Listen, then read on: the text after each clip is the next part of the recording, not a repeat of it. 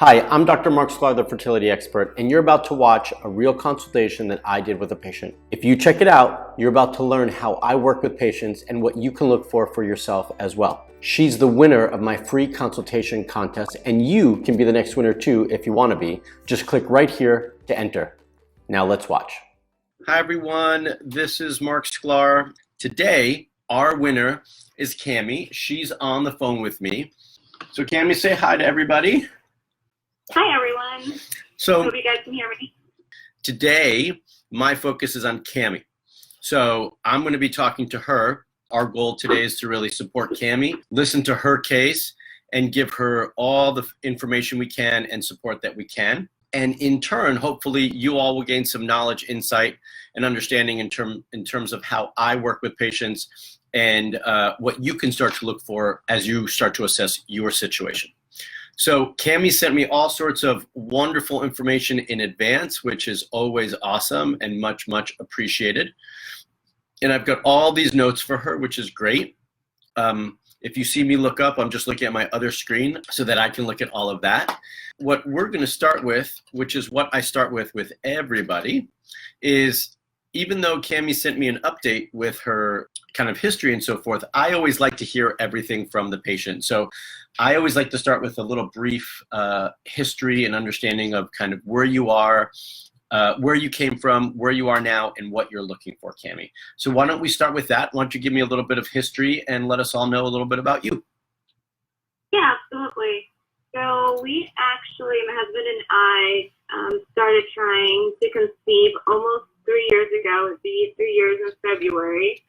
And we were just really hoping to be as natural as possible. We're healthy. We don't smoke. We do our fair share of workouts. We try to eat organic and grass-fed and all this stuff, but nothing was happening. So I finally went to the doctors, and they did some blood tests on my third day of my cycle, on my 21st day, I believe. And then they just sent me over to a fertility specialist, but they never really explained anything. And that was your OB? What was that? That was your OB who did that? Yeah. Okay. And then I called and I tried to get an explanation to why, and they didn't really say anything. I didn't get to talk to the doctor. I just talked to the secretary, and then I just asked for all the results, and I was like, I'll just try to figure it out on my own. And I Googled it, because you can find anything on Google. Right. And it seems like my hormones weren't really quite doing what they should be doing. So I went to the fertility doctor, and immediately we were recommended to do an IUI. They told us that we should do at least 3 before an IVF, and that was kind of it. They didn't really say anything other than that they thought that I had less eggs for my age group that I should, but that was kind of it. They really didn't say anything. So, and did they determine that by, sorry to interrupt, but did they determine that by ultrasound? Ultrasound, yeah. Okay. That was the very first thing that we had done when we went in. And then after that, we're like, okay, let's try the IUI, but that didn't work. And I questioned them, and I was like, should we have tried checking up on other stuff before even doing an IUI? And then they said that there was nothing, like any red flags showing that I needed anything else checked. So they recommended an IVF, and that was when I kind of stopped to think about it. And I didn't want to put my body through all that, at least not yet, because I didn't have any answers. And then I met this lady she's a holistic practitioner, and she did some other tests, and she saw my whole cycle, and she also gave me a diet and a lot of plant-based supplements, which we've been taking for a little bit now, and I'm kind of hoping that might be a little better, but nothing's happened so far, so we don't know what's going on. So thanks for that. That's helpful. Now, you said originally that the doctor recommended to do 3 IUIs. Did you do 3 or did you just do 1? We just did 1. Okay. After the first one, they recommended an IVF. Oh, so they just jumped that quickly from IUI to IVF after 1 failed. Exactly. And Okay. I was like, I don't know about that. it just didn't seem sincere. Right. So, I think the first thing I'll say is I often hear that. I'd like to think that when you go see a physician, they're not thinking about their bottom line and so forth. However, they are IVF clinics and called IVF clinics for a reason. So their goal is to get patients to do IVF. Right. That being said, I don't necessarily fault them. They think their best results are with IVF, and so that's the direction they want to go. But that being said, I do think that if they said we're going to do 3 IUIs before we even think of anything else, I think they should have at least kind of gone down that road before they recommended IVF. Yeah, I agree. So I'm going to get into all the breakdown of your fertility score and go through each part of the wheel in just a second. But when you said that your OB did lab work, is that the blood work you sent me? Yeah. Okay, so that was at Marin Fertility Center? Yeah. Right, in Napa. Okay, good. That was when we were doing the IUI. That one was at, okay. Strength test. Okay, that one was at Marin, and then let's see where this one, I've got this one. Where's the other? And then this one was, this was the OBGYN, OBG and urology office. So I've got all of, I don't want to say all of Cammie's labs, I've got all the ones that were done. When I look at those, Cammie, those look relatively fine with the exception of maybe progesterone. Mm-hmm. Your let's see here, your estrogen looks good, or estradiol looks good. Your prolactin looks fine there, although these were all done in April of last year. Your FSH, your LH looks good. It doesn't seem like anyone ever tested your AMH. Am I correct? Because I don't see that anywhere. Maybe not. I don't know. Okay. Okay, so no AMH. And then I'm assuming that first progesterone reading was done on day 21? Yeah. Okay. So now let's go back to this and see. Yeah, so and you have pretty regularly, you have a 27-day cycle? Yeah. Okay, so with a 27-day cycle, day 21 definitely should have been sufficient enough. That being said, progesterone was at 11. What that tells me with the progesterone at 11 is that you ovulated, but it's not high enough for my liking to sustain a pregnancy. Mm-hmm. So that's the first thing that I noticed there. So I'm just looking at your form to see if something with regards to that jumps out at me. Now, you did some other testing with the other provider that you saw, and it was through diagnostics, correct? Yes, exactly. Okay. When she did this original testing, this tested this, and the cortisol seems, the other ones were done earlier, it seems like, or were they all done at the same time? I'm looking for dates. Yeah, no, those were all done around the same time. Okay. So in August, Cammie did some testing. It's a saliva test to test for estrogen and progesterone and cortisol. Once you got these results and she created a little plan for you from that, have you felt different or noticed any differences since that? I have. I think I've noticed a huge difference on the second part of my cycle with the basal temperature. Okay. It seems like my progesterone is staying higher now, but I've only seen that for like a month or two, but still nothing happened. But is that like you're only noticing it in BBT? You're not noticing it in symptomology? Yeah, no, I don't feel anything. Okay. Okay. Now let's go back up. So now I'm going to go into, so after I get kind of a general understanding of where you're at, then I like to, now I'm going to go into your wheel. And this is where we're going to break down things so I can get a better understanding for where each thing is at in your section. Now, you said under sleep, under the first one, you gave yourself a 3. Can you tell me, can you explain that a little bit for me? Yeah. So typically I do pretty good at sleeping, but I feel like recently it hasn't been that great just because I wake up in the middle of the night to use the bathroom, and then I can't turn my head off once it starts thinking, and then I stay up, which also kind of messes up my temperature because suddenly I oversleep or I never fell back asleep completely. So that's why I gave myself a 3. But when I don't wake up, I sleep perfectly fine. And you're getting enough sleep, like 7-8 hours? Typically, I feel like I do because I go to bed at 9. Okay. Sleep. That's good. Awesome. Is the sleep being off in terms of waking up in the middle of the night to pee and not going back to sleep or having difficulty going back to sleep, is that new? It's fairly new, and I don't know if it's just because I'm taking so much vitamins at night, but I have to get up to use the bathroom or what it is. But I don't remember it really happening throughout my whole life, at least not often. Okay. All right. Let me write that down.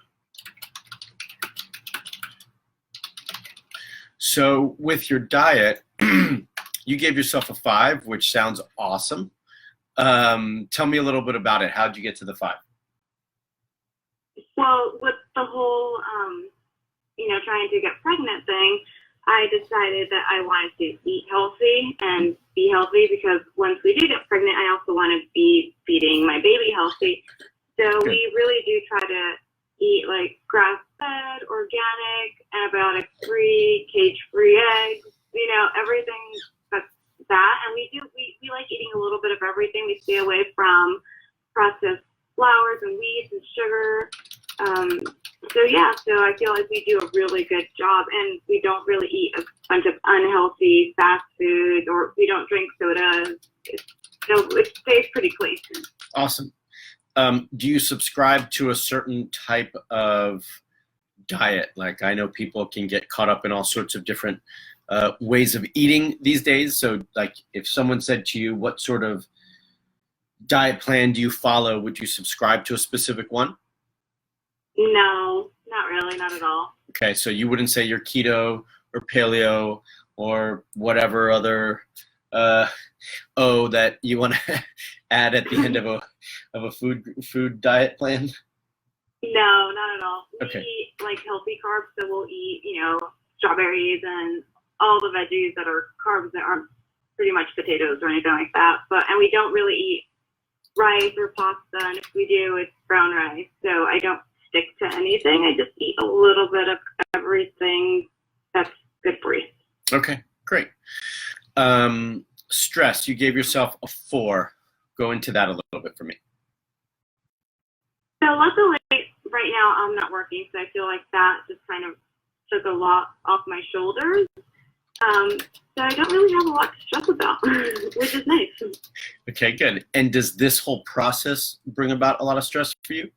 Or you feel like you're managing it okay? I feel like I've gotten better. I think that it was more stressing the first year and a half to 2 years. But after that, I decided to just relax and just kind of hope for the best and keep my, hopes high, because it made no sense to be stressed. It wasn't fun if it was stressful. And, I'm human, so there's times where I get a little bit sad about it, but that's kind of it. I think I'm doing better now than I was before. It sounds like actually you're doing great in that department. I like to hear it. So that's great. Exercise. You mentioned before that you guys exercise and take care of yourself. Tell me a little bit about what you do. Yeah, so I completed the 200 hours of yoga, but I don't do that much yoga. Okay. I do yoga twice a week. and it's always kind of mild. I do it with my mom, so I really can't push too hard. Okay. And then I do a little bit of cardio every day. So I'll do like a fast-paced walk on my treadmill, but I don't overdo it. Okay. Is that the extent of your exercise? Yeah, that's all I'm doing right now. Cool. Awesome. Hormones. Under hormones, you said you gave yourself a 4. Tell me kind of your thought about that score. So I gave myself a 4 because I want to believe that it's gotten better. But right now I really don't know. I think that before, when I first tested, I probably would have given myself a 2 or a 3. But with the pills and the supplements that I've been taking, I want to say that everything's turning. At least I want to be positive about it, hopefully. Okay. Wishful thinking. Well, I think with the hormones that I see that you've done, I think that for the most part, I like what I see. There are some things that obviously were off, or we didn't have information on, or not complete information, and that's something that I've made note of, and we'll talk about that kind of after I go through each section for you. Okay, so environment. You gave yourself a 4. Explain. I did. Okay, so we actually, I probably should have given myself a 5, because we live in a very country setting, Okay. and it's peaceful, it's quiet. I mean, we see deers and turkeys walking around, and we don't have like stressful neighbors bothering us or anything. So we live very peacefully. Besides driving into town every once in a while, we really don't have anything around us that bothers us. Awesome. And how about the things, so when I look at environment, one of the things that I think about is all the kind of household products that we have, cleaning products, personal products, potentially, skincare, things like that. What is that sort of like for you? That's changed. I now use 7th generation laundry detergent and dish soap and pretty much everything. When it comes to like makeup, I don't use a whole lot of makeup, so I'm just waiting for me to need new ones to get different ones. But Okay. I don't use them that often, and I don't use a whole lot of body lotions or creams either. So I think I'm not that bad. Good. It could definitely be better. When did you change your household products? I probably changed those about a month ago. So Okay. That's new. And kind of like shampoo and stuff like that, were you including that in everything that you just mentioned in terms of like changing it as you need to? Oh yeah, I'm changing it as I need to. I still have a little bit of shampoo, so that's still something that needs to be changed. Awesome. So you're in the process of changing that out. That's good.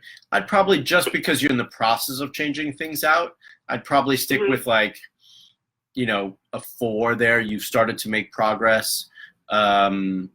And as things are changing, you're conscious of it. You're aware of the things that need to change there, and you're making your way towards that as the time arises, as things run out, which is the right way to do it. So I think that's great.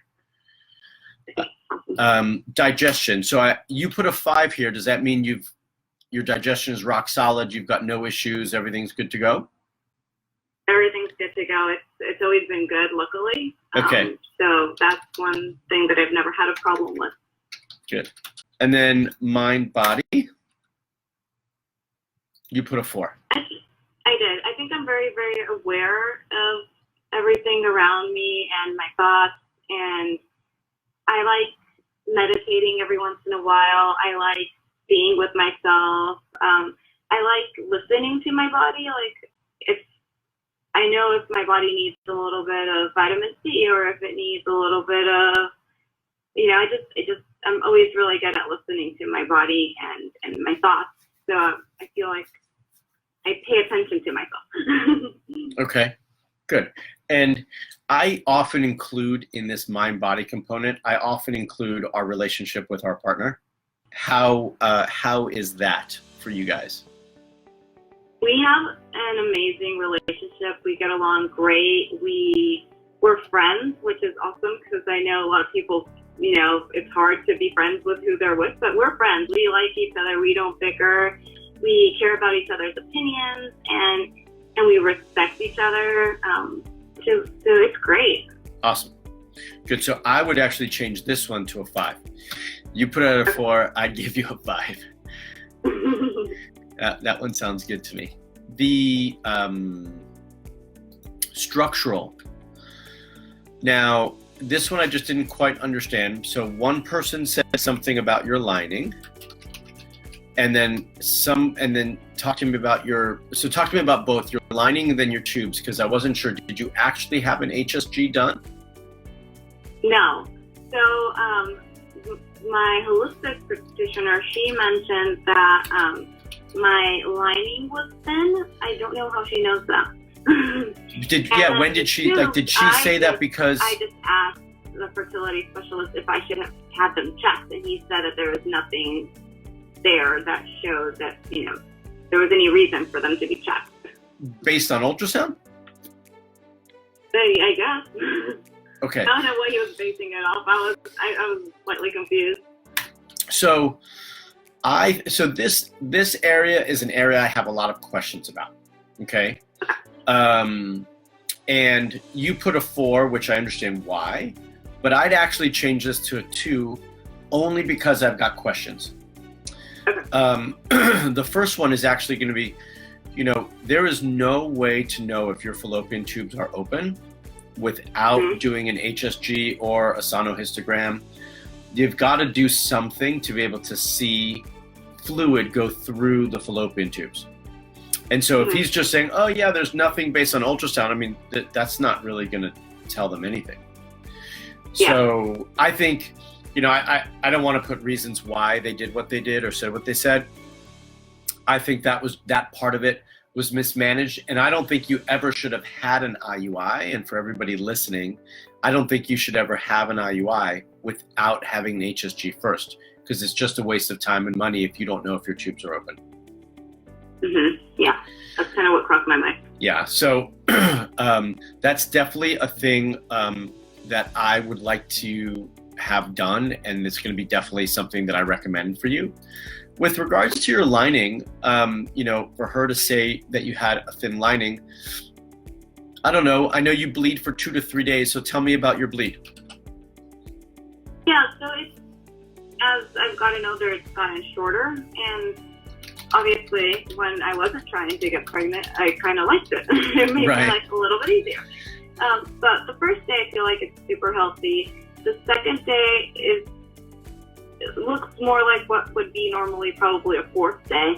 And then by the 3rd day, it's kind of like non-existent. So when you say the first day seems healthy, would you qualify that as being heavy or medium flow? I want to say it's medium. Okay.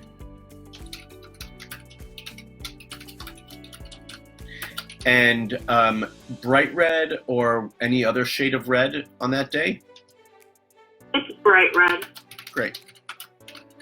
And then on day 2, it switches to light flow? It switches, yeah, very light flow. And is it still bright red, or does it get darker? It gets darker.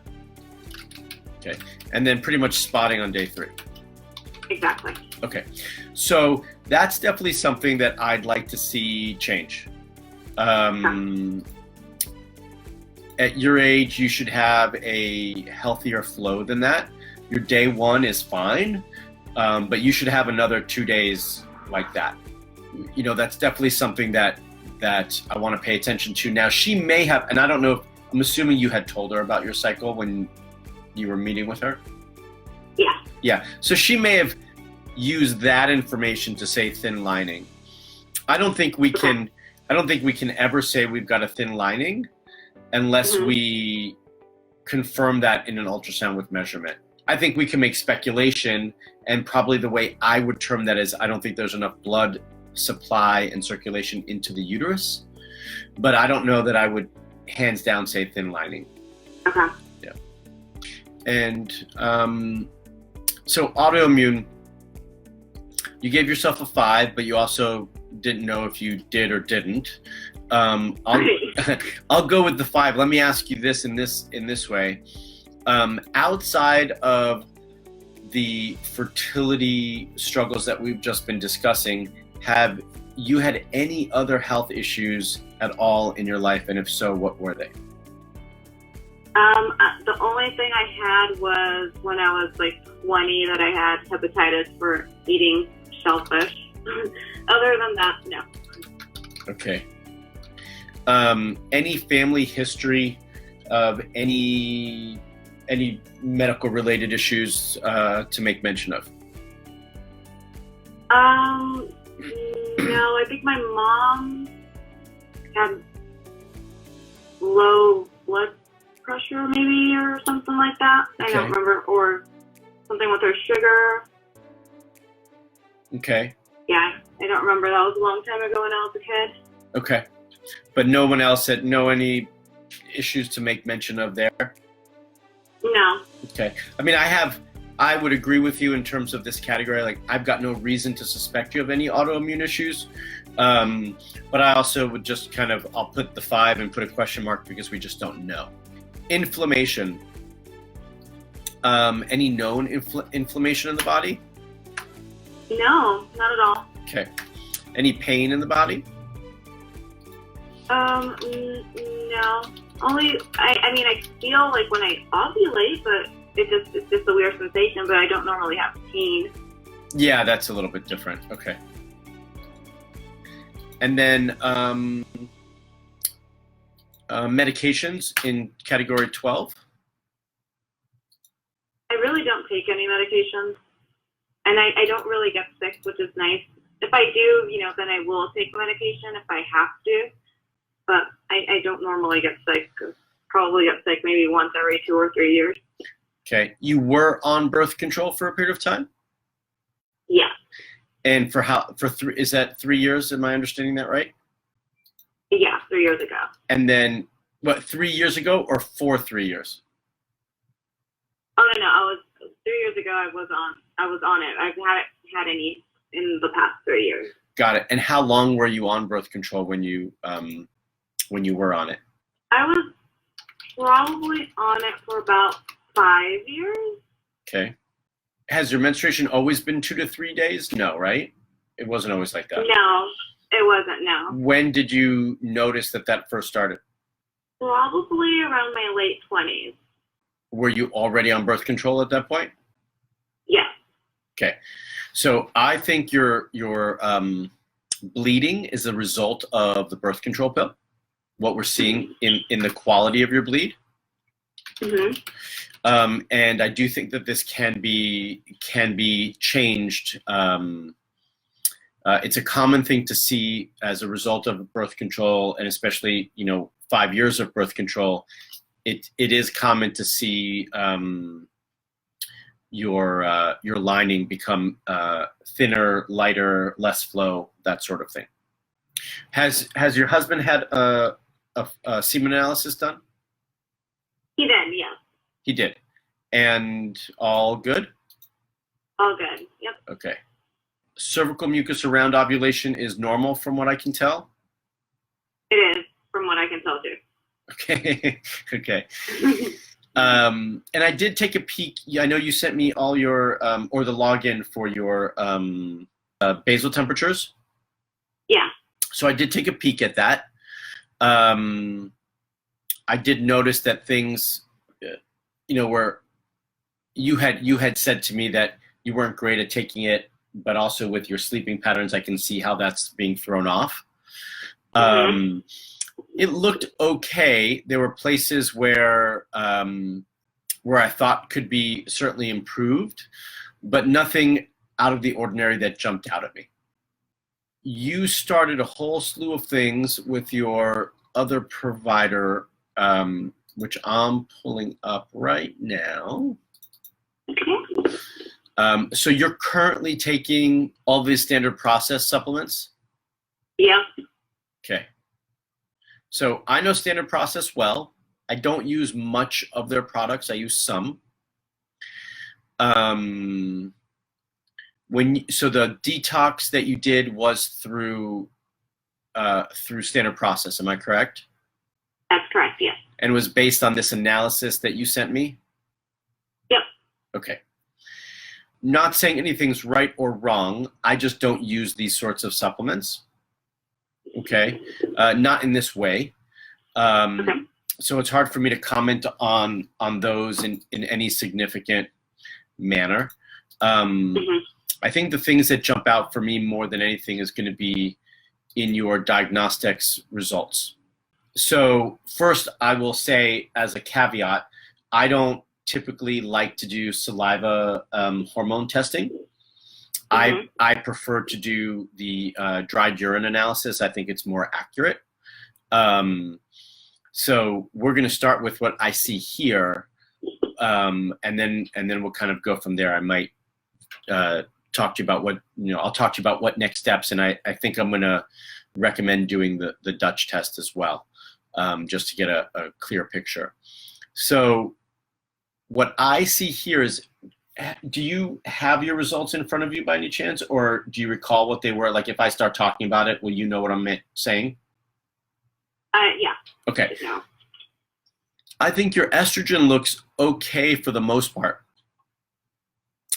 The one that jumps out at me, at least when you did this here, was really your progesterone. On day 21, you see a dip in your progesterone levels. It goes up. You can tell where you ovulate. It hits its peak, then it comes down on day 21. Yeah. And then you go back up slightly on day 23, and then you come back down. It's not uncommon to see a drop on day 21, but I don't like to see it. So this is, again, kind of, then I start to have questions about progesterone here. Okay. And then when I go to your other reading, okay, because that's still estrogen, progesterone, FSH, okay. That looks fine. That looks okay. I think in some ways from what I can tell, your estrogen peaks a little too early. I'd like, just by like a couple of days really, because that should start to peak and then help transition into ovulation. And I feel like that peaks like a day, just a tad early, but it would make sense with your cycles being 27 days. So, it'd be great to see it maybe be just a tad longer. And I think we can see that happen. Has your cycles always been 27 days? It was actually shorter. It was like a day shorter before I started working with this other practitioner. Okay. But before that, I want to say that when I was younger, it was probably around 28 days. Okay. And then I see your cortisol rhythm. You're elevated in the morning above normal and at midnight above normal. Yeah. And then in the middle of the day, it looks pretty good. Yeah. Yeah. So that's also something that, cortisol is definitely something to address. I know you said you're currently not working. Were you working when you did this? I wasn't, no. You weren't. Okay, so at least that's the same. Okay, good. Okay, so now that we've gone through each one of these categories, the categories that jump out for me, the sections of the wheel that I think stick out to me the most are the ones primarily where we have purely really, it's about questions that I have for you. So I think we're missing information, and I think we could gather a lot more information to get a complete look at where you're at by doing a little bit more testing. Okay. I think, well, first with your hormones, I think your progesterone's a little bit too low. We've talked about that. It's not, it's not off the charts low, but just a tad. I think it could definitely be better. And I think that's evident by that little drop that you're seeing in your progesterone reading.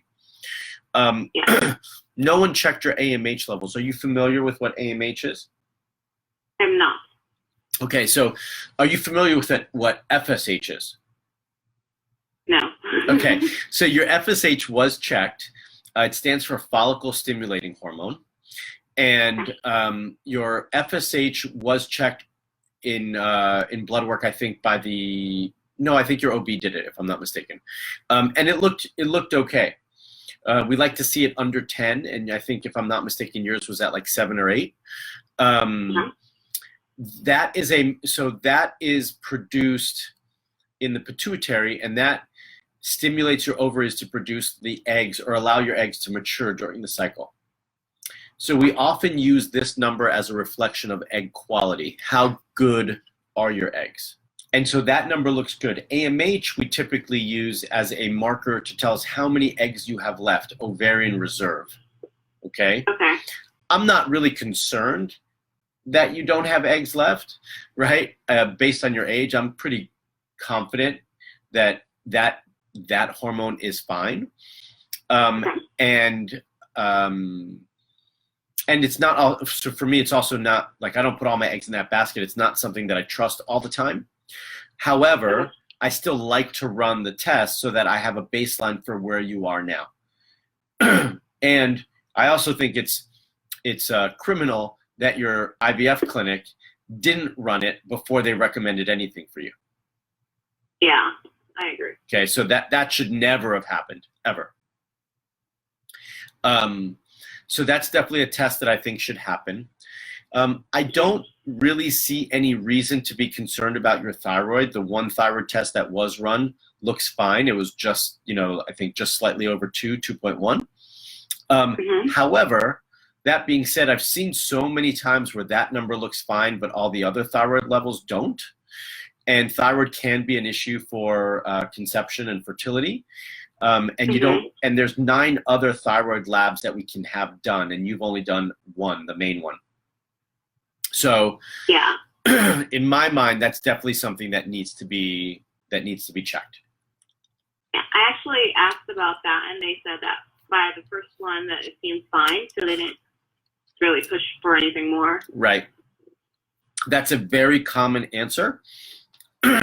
And I'll tell you a story today. So I've been seeing a patient, I think now for a month, and I looked at her thyroid tests. She finally got them for me last week, and I looked at it, and to give you some perspective, the normal range that we see in labs is like 0.4 to, on the high end, what's considered normal is like 4.2. Yours is 2.1. Hers was 4.11. And for me, I don't like to see it over 3. Got it. So I sent her back to her doctor to say, I want them to look at this again, potentially look at medication. And they said, no, it's normal. It's fine.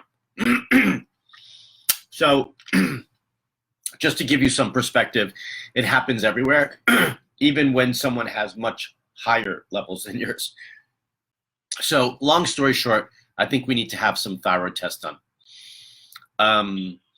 Your cortisol is a little bit off, and that's definitely something for us to address. I typically address that a little bit differently than what I'm seeing being done for you. Doesn't mean that what's being done is wrong. It just means that I just do it a little bit differently. And then I do think it's worth doing a little bit more thorough hormone panel. And for that, I would recommend doing the Dutch test, which gives you not just, so it's not, Dutch test doesn't look at FSH or LH. It looks at all your primary hormones. It also does look at your adrenal hormones. And it tells us information in terms of how your body's using all of those hormones and how they're being metabolized. So it gives us a lot of useful information.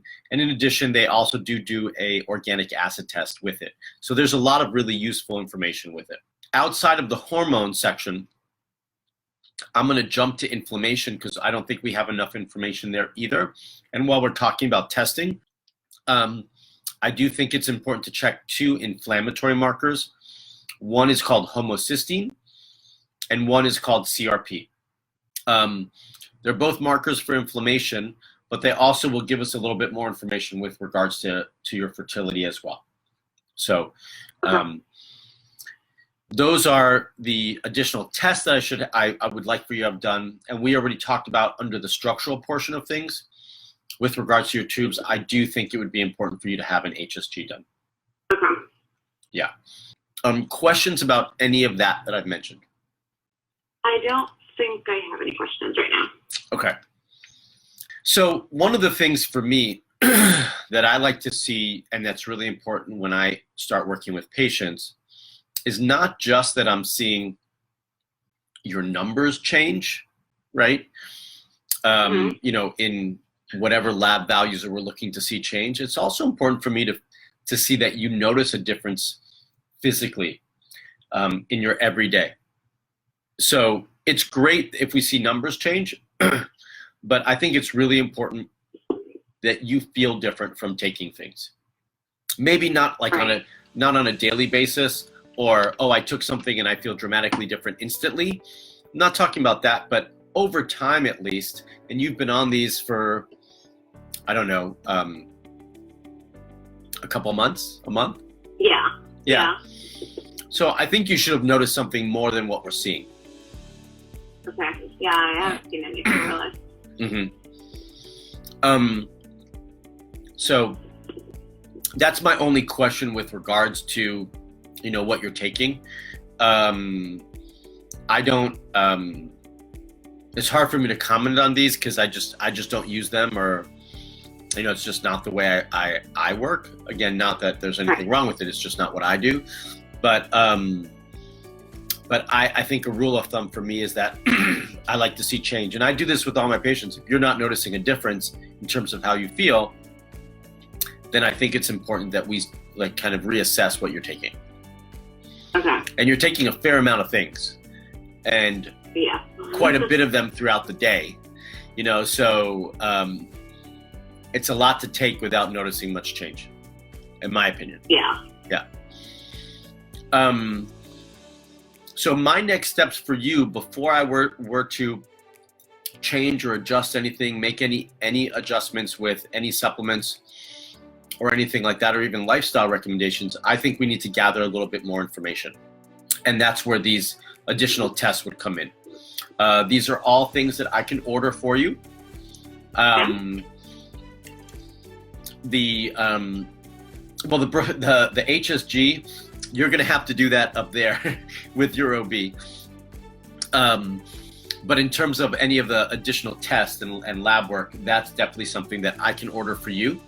But I would recommend reaching out to your OB about having an HSG done. There should be no reason why you couldn't, or that she wouldn't order it for you. It does need to be done in the first half of your cycle, in before ovulation. And because, you know, I think you're probably ovulating around day 13-ish, from what I can tell. You know, I would even say with how short your bleed is, I would have that test done on, you know, day 5, 6, 7, 8, something like that, even 9. Okay. The next question that usually comes with that is that, can we try to get pregnant that month? And absolutely you can, just you don't want to do it so close to the procedure. So give it a couple days separation, but often that actually increases your chance of conception that month. Okay. Yeah. And actually for the next couple of months after that. Okay. Yeah, I actually have a friend who had that done and she got pregnant, I think, the next month. Good. So, I mean, if that's not reason enough to have that procedure done, then the added benefit is that we'd find out if your tubes are blocked or not. Okay, and, you know, again, I don't have any reason to say that they are. I just think it's something that we have to cross off the list. Okay, yeah. I agree. In terms with the other tests, you know, certainly depending on your insurance coverage, I mean, I can order your labs either way, but depending on what your insurance coverage is would depend on how I order those tests. Okay. Okay, and I would have to check because I have no idea. Okay, and you can get back to me, and then, you know, we can coordinate certainly after the call to figure that out. I will tell you the Dutch test. A couple things about it. One is the company doesn't take insurance. Okay. But if you have a PPO insurance, you can usually bill after the fact for reimbursement. And they say, the company does say about 70% of the time it gets reimbursed by the insurance company. The cost for that test is $250, just so you know. Okay. That's my price that I pass on to you. You just pay that straight to the company. But I would mail you the kit, just so you know. Okay. And then the rest of the labs, we can talk about having those done. My homework for you is going to be a couple things. One is reach out to your OB for the HSG. Find out about your insurance coverage so we can figure out how we're going to order those additional labs. Okay. And then once we know that, and you'll have to send me your address so that I can send you the Dutch kit. Okay. And those are really the next steps before we can do anything else with your plan right now. Okay, yeah, that sounds good. A question I have for you about two things with intercourse. Are you guys having intercourse regularly just during your fertile window or also outside of your fertile window? Also outside. Okay. And during your fertile window, how frequently are you? Well, we tried the every other day. We tried every day. And right now we're just kind of trying every other day before ovulation and then as of ovulation every day. That's great. For how long after do you go? 3 to 4 days. Okay. That's great. You're doing all you need to do there. I always like to make sure that that's just, that's not the only time that you guys are having intercourse. And then, has your OB or the fertility doctor, have they ever mentioned anything about the position of your cervix or uterus? No, never. Okay, so when you go in for the HSG, that's something to ask them. Hey, while you're doing the HSG, what position is my uterus and cervix in? Okay. Because that will be helpful for natural conception. Okay. Okay. So, any questions for me, Cammie? I don't think so, no. I'll get into doing my homework. Was this helpful so far?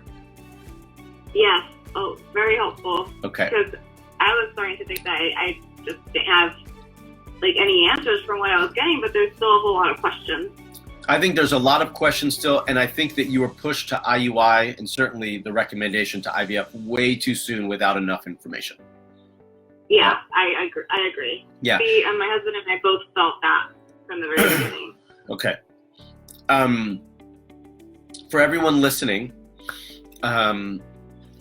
every case is different, and the way we approach every case is different. With Cammie, she's in a different spot than some of you might be, and different areas of concern versus some of you, right? Or different areas to improve or look at.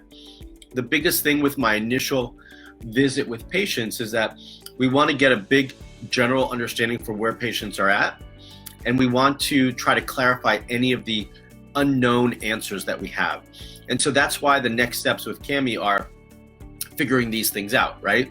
Now, if she had all these things, or if I saw something that stuck out to me, and I'm just going to use this as an example because this has happened a couple of times recently.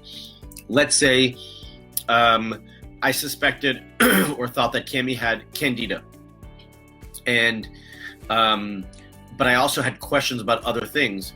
I would start to come up with a plan and treat the candida simultaneously as I'm investigating those other things. In Cammie's case, I don't have that, which is good. We don't want that. So she doesn't have a lot of some people might say, oh, I don't feel like I'm doing anything right now. She doesn't have any actionable items to say, oh, I'm going to take this and I'm going to change this in my diet. I'm going to do this. She doesn't have those sorts of things, although some of you might. But she does have a lot of questions. We do still have a lot of questions when it comes to her hormones. So I don't like to just throw supplements and recommendations at patients without having an understanding there, because what could happen is I start Cammie on some new things, and then I get that other information, and then I realize, oh, I shouldn't have done that. So I'm comfortable. If I wasn't comfortable with where Cammie was at, maybe I would change some things right now and say, oh, stop these things while we're gathering some information. But I feel pretty good about where she's at. And so I'm comfortable letting her do her thing moving forward right now and not change anything that she's currently doing while we're gathering more information. Now, one of the things, Cammie, just as a heads up with the Dutch test, is it's going to ask you for all the supplements or things that you're taking. Make sure you write it all down, because you are taking some things that can influence your hormones, like the chase tree and cohosh. Yeah. And those things, I don't want you to change the way you're taking any of that, but that's going to influence the way I look at your hormone panel when I get that back. So Okay, yeah. I just want you to know that. And then, so Cammie and I will communicate after this to coordinate her labs and her testing. And then from there, once I get your labs, then we'll set up another call to review them and kind of talk about next steps from there. Okay, yeah, sounds great. Thank you so much. Awesome, Cammie. You've got my email, so if anything comes up, please email me. If you've got any questions, let me know, and then I'm sure that we will talk soon. All right, sounds good. Thank you again. All right, Cammie, thanks so much. You have a wonderful night. You too. Bye-bye. Okay, bye-bye. I'm not sure if you know, but you can win a free consultation with me. All you have to do is click right here. My goal this year was to help as many women as possible get pregnant. I hope you are the next winner.